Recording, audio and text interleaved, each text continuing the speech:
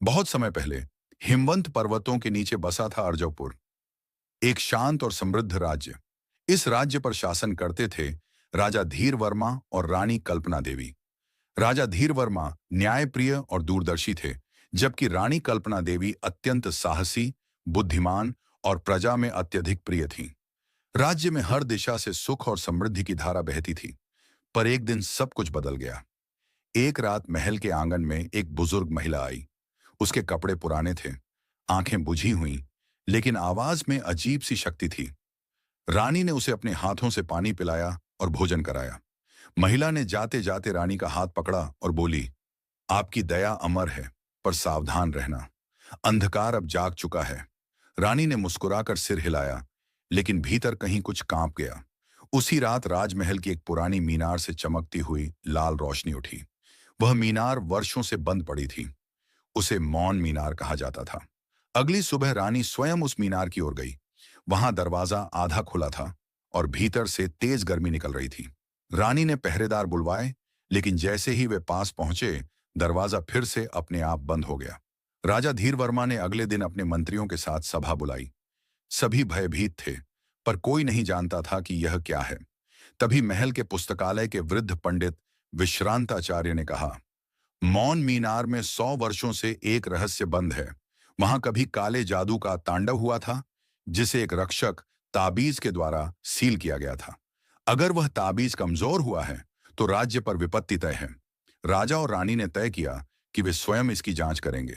रानी कल्पना देवी ने कहा, अगर कोई भी खतरा है, तो हमें पहले स्वयं उसका सामना करना होगा, ताकि हमारी प्रजा सुरक्षित रहे। रात को जब पूरा राज्य सो रहा था, रानी ने अपनी तलवार उठाई और मौन मीनार की ओर चल पड़ी। राजा भी उनके साथ थे। उन्होंने देखा कि मीनार के चारों ओर अजीब सी काली लताएं उग आई थीं, जैसे किसी चीज ने धरती को पकड़ रखा हो। वे जैसे ही भीतर गए, वातावरण भारी हो गया। हवा में सर्दी थी, लेकिन दीवारें तप रही थीं। मीनार के बीचों बीच एक काले पत्थर का खंभा था, जिस पर एक पुराना ताबीज झूल रहा था, और वह ताबीज अब धीरे धीरे दरक रहा था। अचानक जमीन कांपी और एक डरावनी आवाज गूंजी, मैं लौट आया हूं। खंभे के नीचे से एक परछाई निकली, एक राक्षसी आकृति, जिसकी आंखें अंगारों सी जल रही थीं। रानी ने तलवार उठाई, पर वह आकृति कोई साधारण प्राणी नहीं थी। वह तिमिरासुर था, एक प्राचीन राक्षस जिसे 100 वर्षों पहले बंद किया गया था। राजा और रानी ने मिलकर उस पर वार किया, पर हर वार हवा में खो जाता। तभी तिमिरासुर ने अट्टहास किया और कहा, तुम मुझे नहीं मार सकते, जब तक मेरे नाम का अंतिम अक्षर तुम्हारे पास नहीं। राजा चौंके, अंतिम अक्षर? क्या मतलब? पर तिमिरासुर गायब हो गया और मीनार की दीवारों पर एक नया चिन्ह उभर आया, एक लिपि जो किसी भी जात भाषा से मेल नहीं खाती थी। अगले दिन राज्य भर में हलचल थी। पशु विचलित थे, पेड़ सूखने लगे थे और पानी का रंग हल्का काला हो गया था। लोग घबरा गए। रानी कल्पना देवी ने एक साहसिक निर्णय लिया। वे उस प्राचीन ग्रंथ को खोजेंगी जिसमें तिमिरासुर का रहस्य लिखा हो। विश्रांताचार्य ने बताया कि ऐसा एक ही ग्रंथ है, तमलोक वृतांत, जो किसी समय में हिमगिरी के उत्तर में स्थित दर्पण वन में छिपाया गया था। लेकिन वह वन अब तक किसी ने पार नहीं किया था। कहते हैं वहां हर पेड़ किसी भूल भुलैया से कम नहीं, और जो एक बार भीतर गया वह लौटकर नहीं आया। रानी ने कहा, अगर राज्य को बचाना है तो मैं जाऊंगी। राजा ने विरोध किया, यह खतरनाक है कल्पना, तुम अकेली मत जाओ। रानी ने मुस्कुराकर कहा, मैं अकेली नहीं जाऊंगी, मैं अपनी आत्मा और अपने विश्वास के साथ जाऊंगी। अगले दिन रानी एक छोटी टोली के साथ दर्पण वन की ओर निकल पड़ी। वन के बाहर पहुंचते ही आकाश गहरा नीला हो गया और रास्ता अचानक गायब हो गया। हर दिशा एक जैसी दिखती थी। रानी ने अपनी तलवार जमीन में गाड़ दी और आंखें बंद कर ध्यान किया। तभी हवा में एक स्वर गूंजा, सच का रक्षक ही सत्य तक पहुंचेगा। और तभी सामने एक नीली रोशनी जगी, एक प्राचीन द्वार खुल गया। रानी और उसकी टोली भीतर घुसी। वे एक एक करके 3 कठिन परीक्षाओं से गुजरे। 1, भ्रम की गुफा, जहां हर कोई अपने सबसे बड़े डर का सामना करता है। 2, सत्य की नदी, जो केवल उन्हीं को पार करने देती है जो अपने भीतर झांकने की हिम्मत रखते हैं। 3, त्याग का वृक्ष, जहां एक प्रिय स्मृति छोड़नी होती है, तभी वह रास्ता देता है। रानी कल्पना देवी ने अपनी बचपन की सबसे प्रिय याद, अपने पिता का दिया एक हार, त्याग कर वृक्ष से रास्ता मांगा। और तभी उनके सामने वह पुस्तक उभर आई, तमलोक वृतांत। जैसे ही रानी ने पुस्तक खोली, उसके पन्नों से एक जादुई चमक निकली और एक वाक्य उभरा, जिसके पास तिमिरासुर के नाम का अंतिम अक्षर होगा, वही उसे फिर से बंद कर सकता है। और वह अक्षर छिपा है राज्य के सबसे मासूम प्राणी के हृदय में। रानी समझ नहीं पाई, यह कौन हो सकता है।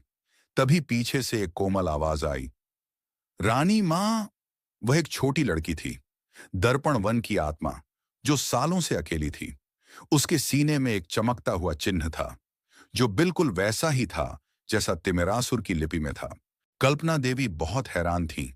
उनके सामने खड़ी वो छोटी सी प्यारी बच्ची, जिसके सीने पर चमकता निशान था, वही इस रहस्य की चाबी थी। बच्ची ने कहा, मेरा नाम दीरा है। मैं इस जंगल की आत्मा हूं। मुझे यहां इसलिए रखा गया था ताकि मैं ताबीज की रखवाली कर सकूं। रानी ने प्यार से उसका हाथ पकड़ा और पूछा, क्या तुम हमारे साथ चलोगी? हमारे राज्य को तुम्हारी जरूरत है। दीरा ने मुस्कुराकर हाँ कहा। उसके हाथ में एक अलग सी गर्माहट थी और उसकी आंखों में सच्चाई झलक रही थी। जब रानी दीरा को लेकर अर्जवपुर लौटी, तब तक हालात और खराब हो चुके थे। नदियां सूख रही थीं, लोग बीमार पड़ रहे थे और रात में डरावनी आवाजें सुनाई देती थीं। राजा धीर वर्मा ने जब दीरा को देखा, तो उन्हें समझ आ गया कि यही बच्ची तिमिरासुर को हराने की चाबी है। राज्य के सबसे बुजुर्ग विद्वान विश्रांताचार्य ने कहा, अब हमें ताबीज को दोबारा ताकतवर बनाना होगा और दीरा के अंदर जो शक्ति है, उसी से तिमिरासुर को रोका जा सकता है। लेकिन मीनार अब पहले जैसी नहीं रही थी। वहां चारों तरफ काले पत्थर उगाए थे और हवा में झड़ जैसा असर था। तिमिरासुर पहले से ज्यादा ताकतवर हो गया था। राजा, रानी और दीरा एक साथ मौन मीनार पहुंचे। मीनार के पास पहुंचते ही सब कुछ जैसे थम गया। हवा रुक गई, आवाजें बंद हो गईं। तभी तिमिरासुर फिर से सामने आया, बहुत बड़ा, बहुत डरावना। उसने कहा, तुम मुझे नहीं रोक सकते। मैं अब वापस आ चुका हूं, और इस बार हमेशा के लिए। राजा ने बहादुरी से जवाब दिया, हम तुम्हें समय के अंधेरे में वापस भेज देंगे, जहां तुम पहले थे। तिमिरासुर हंसा, लेकिन तभी दीरा ताबीज के पास गई। उसके सीने से एक चमकदार अक्षर निकला, आह, और हवा में उड़ने लगा। विश्रांताचार्य चिल्लाए, यही है आखिरी अक्षर, इसे ताबीज में डालो। रानी ने फौरन वह अक्षर ताबीज में डाला। तभी जमीन कांपने लगी, मीनार रोशनी से भर गई और तिमिरासुर चिल्लाया, नहीं, ये नहीं हो सकता। उसकी काली छाया जलने लगी और वो जमीन में समा गया। मगर जाते जाते उसने एक आखिरी बात कही, अगर इस राज्य में कभी झूठ, लालच और डर बढ़ा, तो मैं फिर लौट आऊंगा। इसके बाद अचानक सब शांत हो गया। आसमान साफ हुआ, पेड़ फिर से हरे हो गए, नदियां बहने लगीं और लोग खुश होकर अपने घरों से बाहर आ गए। सबने रानी, राजा और दीरा के नाम की जय जयकार की। राजा धीर वर्मा ने दीरा को अपनी बेटी बना लिया और उसे राजकुमारी दीरा कहा जाने लगा। कुछ समय बाद राज्य में एक नई शिक्षा शुरू हुई। बच्चों को अब किताबों के साथ साथ यह भी सिखाया गया कि सच बोलना, दयालु होना और निडर बनना सबसे जरूरी है। रानी कल्पना देवी ने अपने सफर की कहानी एक किताब में लिखी, अंधेरे से रोशनी तक, जिसे पढ़कर सबको हिम्मत और प्रेरणा मिली। राजा धीर वर्मा ने आदेश दिया कि कोई भी कोना अंधेरे में न रहे, हर जगह उजाला फैलाया जाए। और दीरा, वो बड़ी होकर सबकी चहेती राजकुमारी बनी, बुद्धिमान, बहादुर और दिल से बहुत नेक। कहते हैं जब वो मुस्कुराती तो आसमान में इंद्रधनुष बन जाता। अब भी मौन मीनार वहीं खड़ी है, एक याद बनकर। और अगर कभी कोई भूल जाए कि सच्चाई, प्यार और बहादुरी सबसे बड़ी चीजें हैं, तो मीनार का दरवाजा फिर से खुल सकता है। दोस्तों, अगर आपको ये वीडियो पसंद आई हो तो लाइक, सब्सक्राइब जरूर करें।